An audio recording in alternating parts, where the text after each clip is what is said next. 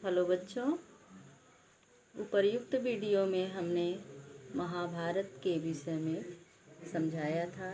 महाभारत भारत का एक विशालतम ग्रंथ है जिसकी रचना वेद व्यास द्वारा की गई है और इसकी मूल प्रति की रचना भाट सारथी अर्थात सूत द्वारा की गई है और इसकी रचना काल का समय जो है 1000 वर्ष और इसमें श्लोकों की संख्या 1,00,000 है। और विषय वस्तु दो प्रकार की है, आख्यान विषय वस्तु और उपदेशात्मक विषय वस्तु। इसके विषय में हम उपर्युक्त वीडियो में डिटेल्स बता चुके हैं। अब हम महाभारत कालीन समाज पर प्रकाश डाल रहे हैं। महाभारत कालीन समाज की निम्न विशेषता थी। पहली है सामाजिक संगठन।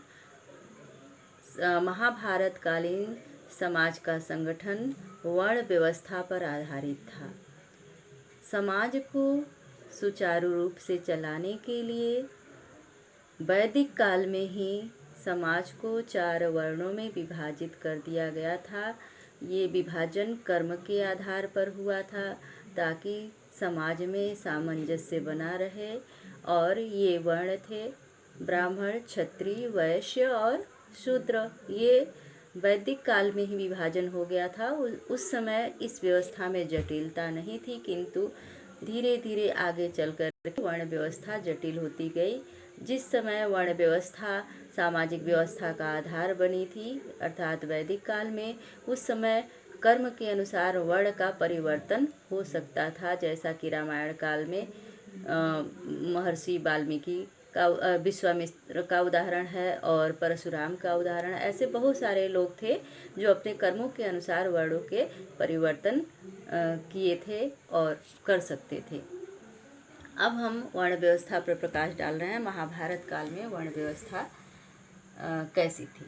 तो विभाजन वही 4 था, ब्राह्मण, क्षत्रिय, वैश्य और शूद्र। सबसे पहले हम ब्राह्मण पर प्रकाश डाल रहे हैं। वर्ण व्यवस्था में ब्राह्मण का सर्वोच्च स्थान था।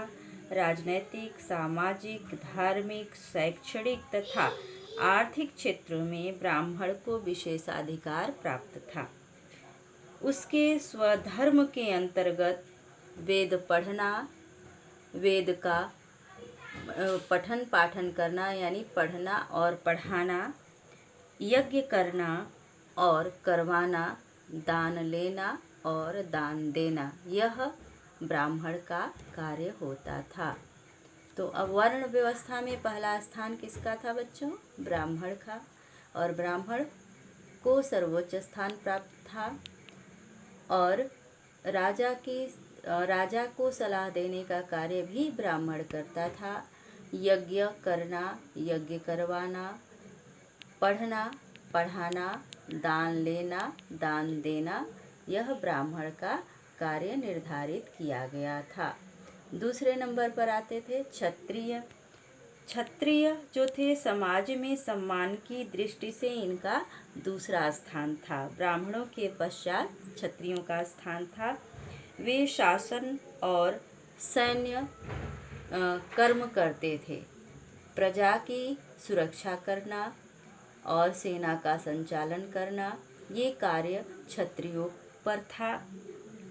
और कौटिल्य ने क्षत्रिय के प्रमुख कर्मों में अध्ययन करना, यज्ञ करना, शस्त्र धारण करना और भूक्षरण की गणना करना जैसे कर्मों को रखा है। भूक्षरण यानी पृथ्वी को उपजाऊ बनाने के कार्य करना, ये क्षत्रिय के कार्य का निर्धारण किया गया था।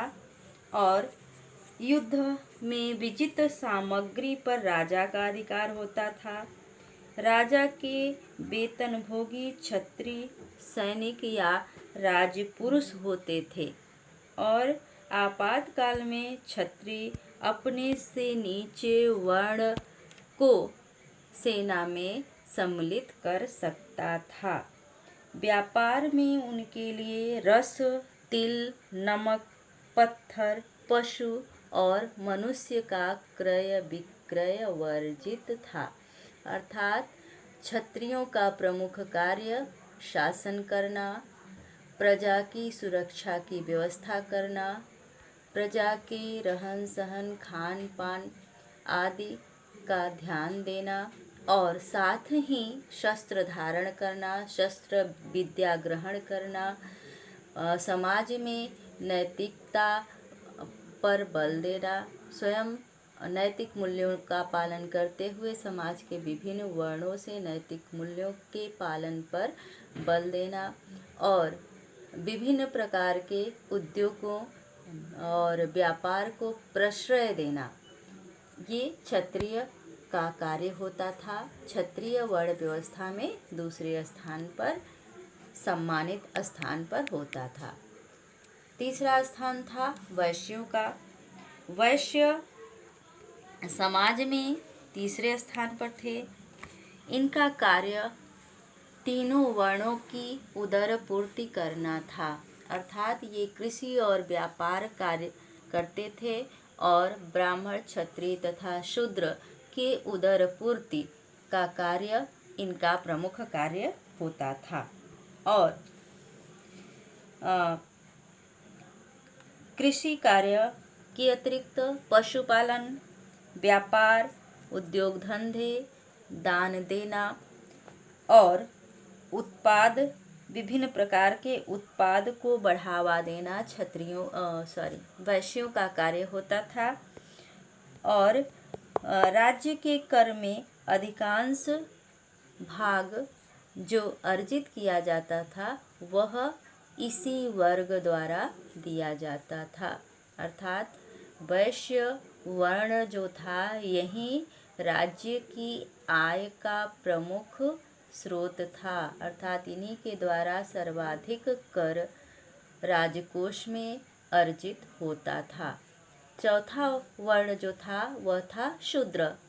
शूद्र सबसे नीचे पायदान पर थे। समाज में इन्हें हेय दृष्टि से देखा जाता था और उपर्युक्त तीनों वर्णों की सेवा करना इनका कर्म माना गया था। इनकी स्थिति अत्यंत दयनीय थी। समाज की सेवा का सारा भार इसी वर्ग के ऊपर था।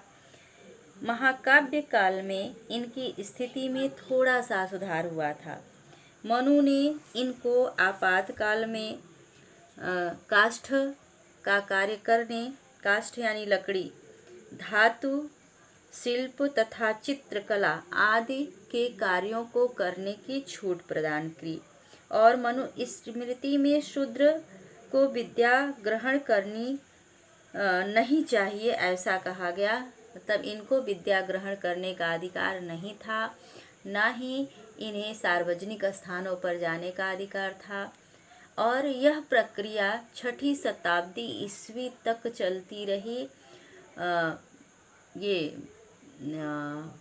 हर्षवर्धन के दरबार में आने वाला चीनी यात्री ह्वेनसांग लिखता है कि शूद्र जो होते थे वे जब सड़कों पर चलते थे या नगर में प्रवेश करते थे तो करताल बजाते हुए चलते थे या उनके गले में घंटी पड़ी होती थी, घुंघरू या तो कमर में घुंघरू पहने होते थे या पैरों में घुंघरू पहने रहते थे, तो उसे बजाते हुए नगर में प्रवेश करते थे ताकि कोई अन्य वर्ण का व्यक्ति उनसे टच न हो या वो किसी को न छुएं या कोई उनको न छुए।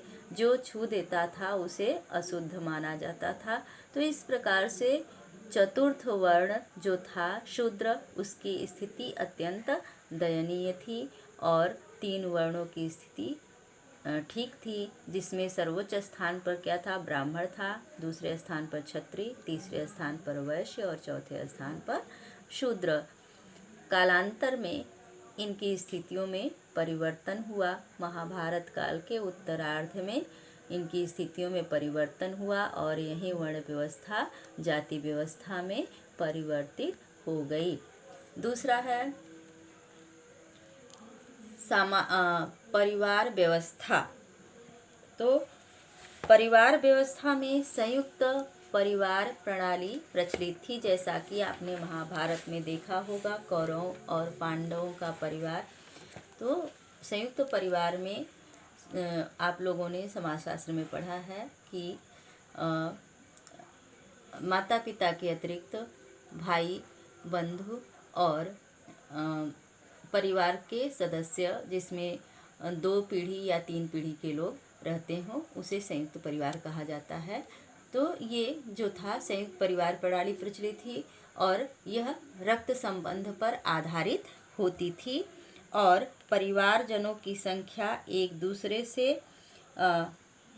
उनका संबंध और उनके क्रियाकलाप भी एक साथ निभाए जाते थे। उनका खान पान एक साथ होता था। परिवार में सब कुछ आपस में मिलजुल करके बांट करके खाया पिया जाता था। सभी लोग साथ रहते थे और संगठित होकर के किसी कार्य का संपादन करते थे। परिवार में एक बड़े समूह का भाग होता था जिन्हें संबंधी कहा जाता था।